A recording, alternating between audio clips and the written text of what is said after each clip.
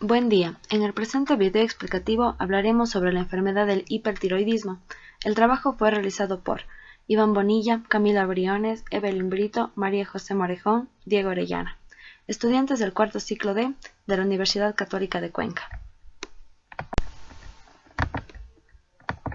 Dando introducción a la enfermedad, podemos definir el hipertiroidismo como las alteraciones de la glándula tiroides que determinan un exceso de producción de hormonas tiroides T4 o tiroxina y T3 o triiodotironina, y que constituyen un conjunto de manifestaciones clínicas y bioquímicas que se relacionan con la exposición y respuesta de los tejidos al exceso de estas hormonas.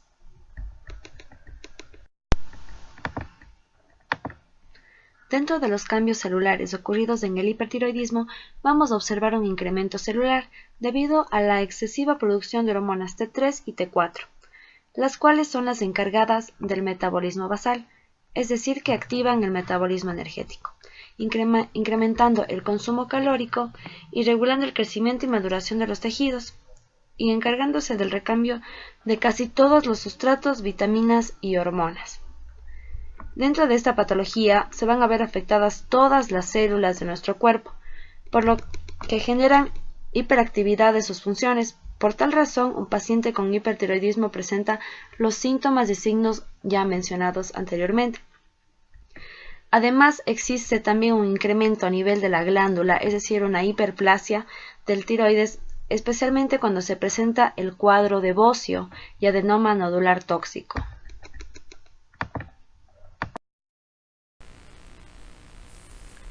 Causas del hipertiroidismo. Los pacientes pueden desarrollar hipertiroidismo debido a un aumento de la síntesis y la secreción de hormonas tiroides, tiroxina T4 y triiodotironina T3 en la glándula tiroides como resultado de la presencia de estimuladores de la tiroides en la sangre o de una hiperfusión tiroide autónoma. Este trastorno también puede deberse a una secreción excesiva de la hormona tiroidea de la tiroides sin aumento de su síntesis. Hipertiroidismo primario. Las causas más frecuentes de hipertiroidismo primario son las siguientes.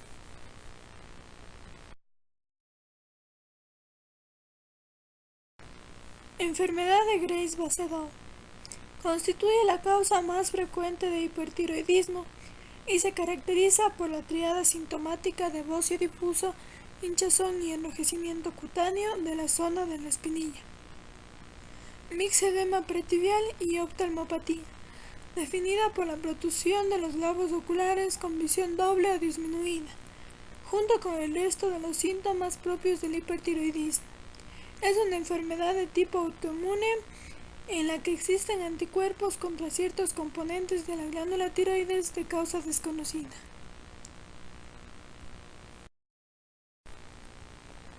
Bocio multinodular tóxico.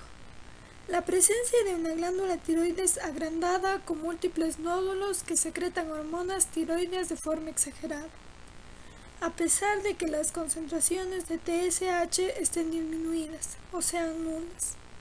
Constituye la segunda causa más frecuente de hipertiroidismo. Adenoma nodular tóxico. En este caso existe un único nódulo en la tiroides que secreta hormonas tiroides con independencia de las concentraciones de TSH. Al palpar la glándula tiroides se halla que ésta es asimétrica por la presencia del nódulo. Tirotoxicosis inducida por yodo. Algunos medicamentos expectorantes, fármacos como la amiodarona o la administración de un contraste radiológico pueden ser los factores desencadenantes de un hipertiroidismo que hasta el momento no ha causado síntomas. Tiroiditis subaguda.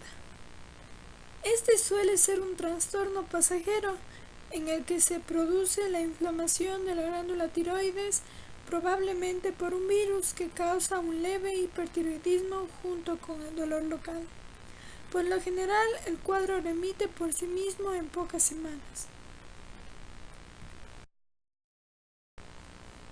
Hipertiroidismo secundario. La presencia de un tumor de tipo adenoma en la hipófisis da lugar a un incremento en la síntesis de hormonas tiroideas, pero esta es una causa excepcional de hipertiroidismo. Se sabe que un incremento súbito de los niveles circulantes de hormonas tiroideas siguiendo la reiterada del tratamiento antitiroideo con el uso terapéutico de yodo de 131, la cirugía de pacientes con tirotoxicosis puede preceder a la crisis tirotóxica. Sin embargo, según expertos, no existe un nivel mínimo de T3 o T4 por encima del cual aparezca inevitablemente una crisis tirotóxica. Otro mecanismo patogénico podría ser el aumento de la biodisponibilidad celular de las hormonas tiroides libres.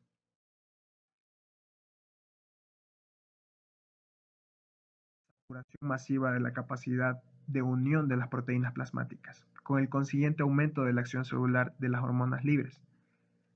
La crisis tirotóxica es un cuadro clínico sistémico, en la que muchos de sus síntomas dependen de la hiperactividad del sistema nervioso simpático. Los mecanismos para explicar esta respuesta no se conocen bien, ya que los niveles de catecolaminas no están elevados, aunque se sugiere que la facilitación de la respuesta adrenérgica viene dada por el incremento del número de receptores beta-adrenérgicos en los órganos dianas, como por ejemplo el miocardio, lo que conduciría a una hipersensibilidad incluso ante niveles normales de catecolaminas. Este hecho viene apoyado por mutación a lo que es la síntesis de adenosintrifosfato.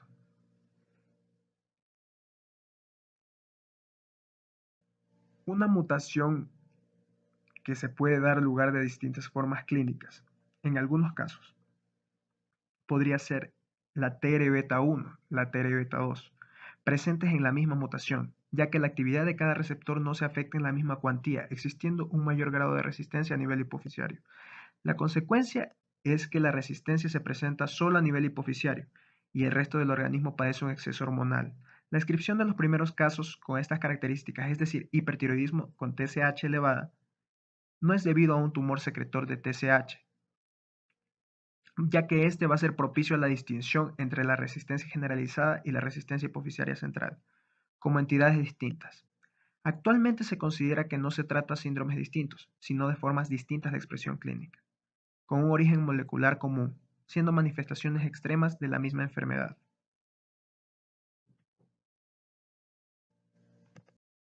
Bien, ahora hablaremos de los signos y síntomas. Los síntomas pueden ser sutiles y pasar desapercibidos. Algunos pacientes son enviados a valoración únicamente por el hallazgo de una TSH suprimida, pero en la mayoría de los casos el paciente presenta un aumento de temperatura y mayor tolerancia al frío, sudoración excesiva con pérdida notable de peso que puede sobrepasar hasta los 10 kilogramos. En 2 o 3 meses los síntomas pueden variar a palpitaciones, disnea, hiperdefecación o diarrea. A su vez, está acompañada de temblor en las manos. Entonces, se debe preguntar al paciente sobre episodios virales, principalmente de las vías respiratorias altas y si existe dolor en el cuello. En personas de sexo femenino se investiga sobre irregularidades menstruales y de fertilidad. Algunos pacientes se aquejan de síntomas oculares como fastidio a la luz, lagrimeo, enrojecimiento, edema y notan protusión ocular. Si el paciente refiere espontáneamente síntomas oculares, para esto es necesario exámenes complementarios. Bien, los síntomas se han clasificado tenemos síntomas cardiovasculares. Estos síntomas cardiovasculares van a presentar el paciente presentará lo que es taquicardia, una fibrilación auricular, una insuficiencia cardíaca. En los síntomas respiratorios, el paciente presentará disnea, que es la dificultad al respirar. Tenemos síntomas gastrointestinales. En estos podemos ver en el paciente un aumento del apetito, un aumento del número de deposiciones acompañados de anorexia, elevación de las transaminasas. También tenemos síntomas óseos. En este el paciente va a presentar osteoporosis, hipercalcemia, hipercalciuria. Contamos con otros síntomas. Estos síntomas son gonadales. En los síntomas gonadales, la paciente va a presentar alteraciones menstruales,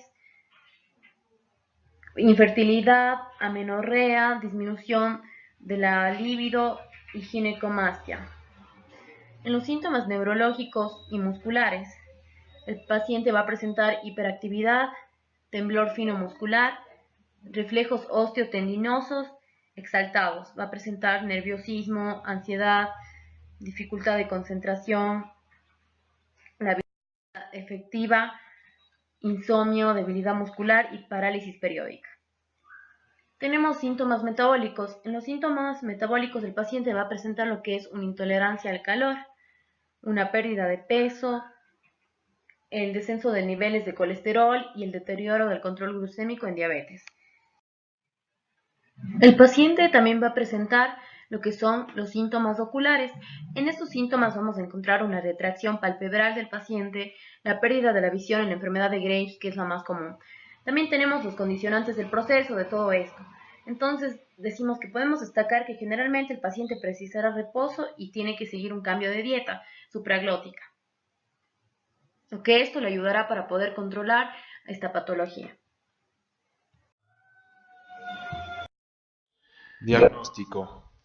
El diagnóstico primero se basa en la sospecha clínica. Si el paciente se presenta inquieto, presenta sudoración excesiva, temblores, presión ligeramente elevada, mialgias, posibles oftalmias o signos de la enfermedad de Graves, nosotros ya podemos inferir un hipertiroidismo. Por tal razón, si presenta esta sospecha clínica, le procedemos a realizar pruebas bioquímicas. El mejor examen es el de TSH, que mide la cantidad de hormona estimulante de la tiroides, generalmente en cifras de 0,01 o menores. El valor referencial normal para la mayoría de laboratorios está entre 0,27 y 4,2 miliunidades sobre litro. Cabe recalcar que en el hipertiroidismo esta TSH tiene que estar suprimida, es decir, en valores menores debemos encontrar esta enfermedad. Este examen debe ser complementado por T4 libre, que a este le vamos a encontrar en valores altos, es decir, superiores a su valor de referencia normal de 0,7 a 1,7 miliunidades sobre litro. Si está en rango normal con TSH suprimido, puede tratarse del llamado hipertiroidismo subclínico o leve. Y también tenemos la ecografía. La ecografía que ha reemplazado la gamografía debido a que muestra más detalladamente el aumento del tamaño tiroideo con ecogenicidad homogénea y con flujos vasculares elevados en el Doppler. Y nos sirve para evidenciar el aumento del tamaño de la glándula, como en el caso del bocio. El diagnóstico diferencial. El hipertiroidismo se lo puede diferenciar de otras enfermedades o se puede confundir su diagnóstico con lo que es el adenoma tóxico, bocio multinodular tóxico, bocio simple por defecto congénito, carcinomas, cretinismo neurológico, enfermedad de Graves básido o enfermedad de Graves con complicación de exoftalmia maligna, diferentes tipos de hipotiroidismo, síndrome de McCune, TSH baja o tiroiditis aguda. Tratamiento. El tratamiento depende de la causa, edad, condición física y la seriedad de su condición.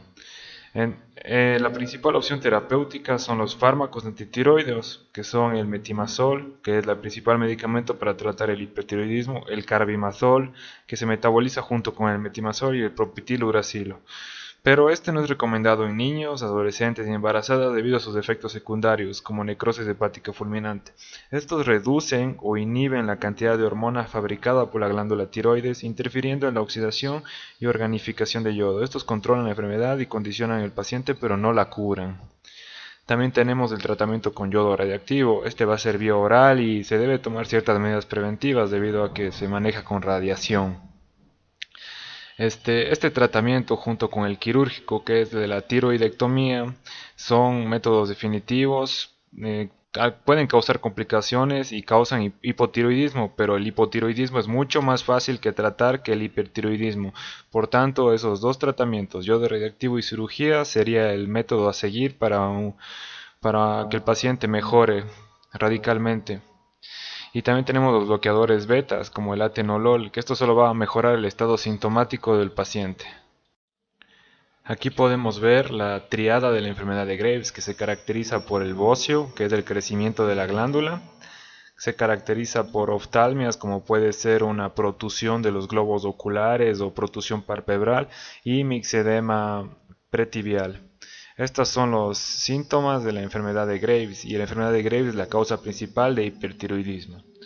Y en cuanto a la conclusión, como su nombre lo dice, hipertiroidismo se trata de la sobreproducción de hormonas T3 y T4 en la glándula tiroides. Esto trae como consecuencias problemas metabólicos con diferente sintomatología, como problemas cardiovasculares que engloba taquicardia, fibrilación auricular e insuficiencia cardíaca, problemas respiratorios, gastrointestinales, óseos, gonadales, neurológicos, musculares y metabólicos.